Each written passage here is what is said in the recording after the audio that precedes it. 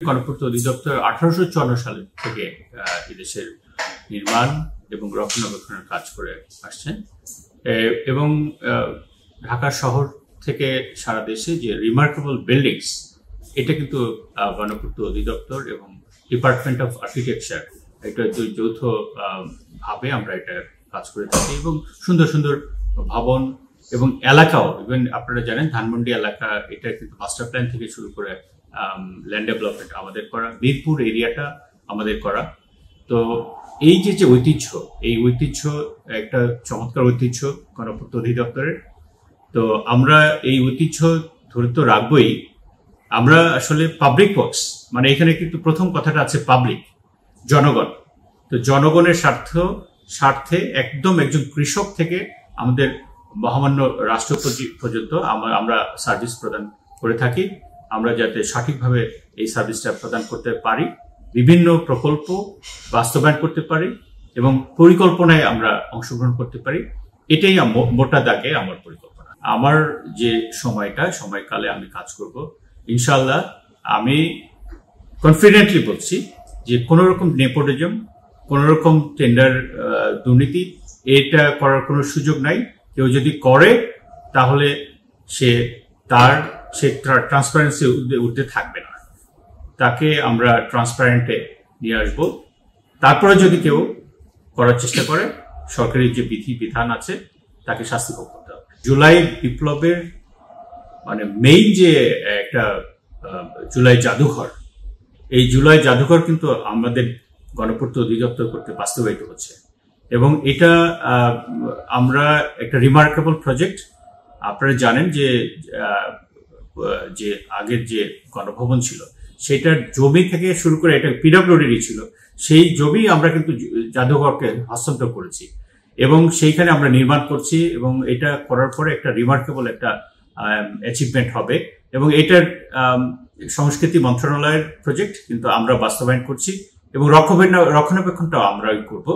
সুতরাং এটা পিডব্লিউডি এই জুলাই যে বিপ্লব, সেই বিপ্লবের সাথে একসাথে আমরা তার আপলিফমেন্ট যাতে হয়, আপনার ভবিষ্যতে যাতে আমরা আসলে মানুষকে এই যে একটা বিপ্লব হলো এটা যাতে জাগ্রত থাকে মানুষের মনে, সেই ব্যাপারে আমরা আসলে কাজ করছি। একই সাথে এটার যে মূল স্পিরিট ছিল নতুন বাংলাদেশ, এই নতুন বাংলাদেশ নির্মাণে অবশ্যই পিডব্লিউডি অত্যন্ত গুরুত্বপূর্ণ ভূমিকা পালন করবে। নভেম্বর এই মাসেই আমরা আসলে এর মেইন যে কম্পোনেন্টস গুলা এটা শেষ করব। হয়তো কিছু কাজ বাকি থাকতে পারে, সেটা আমরা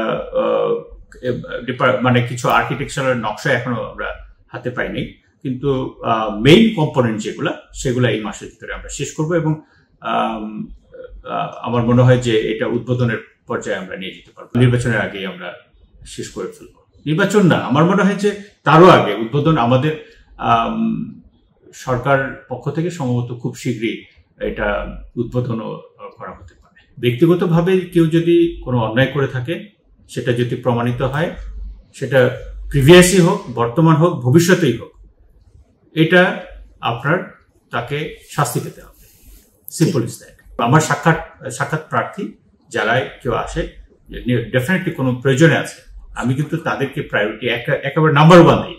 ইভেন অনেক সময় আমি আমার অফিসারদেরকে বসায় রেখে আমি কিন্তু যারা আছেন তাদের কথা শুনি, যতটুকু পারি। আমি সব সমস্যার সমাধান করতে পারবো জানি না, কিন্তু আমি অ্যাটলিস্ট শুনে যদি আমার পক্ষে সম্ভব হয় সেটুকু সমাধান দেওয়ার চেষ্টা করি। ভবিষ্যৎ পরিকল্পনা হলো যে আসলে আমি ব্যক্তিগতভাবে বিলিভ করি this is a beautiful country, one of the most beautiful country in the world. আমি পৃথিবীর বিভিন্ন দেশে কাজ করেছি, অনেক উন্নত দেশেও কাজ করেছি আমি। তো আমি যেটা ফিল করি, this is really golden Bangladesh. তো এটার যে চমৎকার ল্যান্ডস্কেপ, এটা সারা পৃথিবীর মানুষকে মুগ্ধ করতে বাধ্য যদি আমরা এটাকে আসলে প্রপারলি প্রেজেন্ট করতে পারি। তো এইখানের মানুষ ভালো, মানুষগুলো সহজ সরল, মানুষের আসলে খুব বেশি যে চাওয়া পাওয়ার বিষয় তাও না, মানুষ শান্তিতে থাকতে চায়। তো এইটাকে আমাদের আসলে মানুষকে ভালোবেসে, আমি আগেই বলেছি যে একদম পাবলিক ওয়ার্কস, যেহেতু পাবলিকের একদম আমাদের একজন কৃষক, একজন দিনমজুর, একজন খেটে খাওয়া মানুষ, পুরুষ, মহিলা, বৃদ্ধ, শিশু, সবাইকে আসলে পাবলিক ওয়ার্কস দেখেন, একটা বাচ্চা যখন স্কুলে যায় সে তার যে শ্রেণীকক্ষ বসবাস করে, পড়াশোনা করে, সেটা যদি এনভায়রনমেন্ট সুন্দর না হয় তাহলে কিন্তু তার পড়াশোনা ভালো হবে না। ওই এনভায়রনমেন্ট ক্রিয়েট করার দায়িত্ব কিন্তু পাবলিক ওয়ার্কসের। একটা হসপিটালের একটা ওয়ার্ড, সেইটার এনভায়রনমেন্ট যদি ঠিক না হয় তো রোগী কষ্ট পাবে, সেটার দায়িত্ব কিন্তু পাবলিক ওয়ার্কসের। তো এরকম একদম খেটে খাওয়া মানুষ থেকে আমরা একেবারে সর্বোচ্চ পর্যায়ে পর্যন্ত আমরা সার্ভিস, আমাদের যে দায়িত্ব সেই দায়িত্ব গভর্নমেন্ট যেটা দিয়েছে দিবে, আমরা সেটা সুচারুভাবে পালন করবো।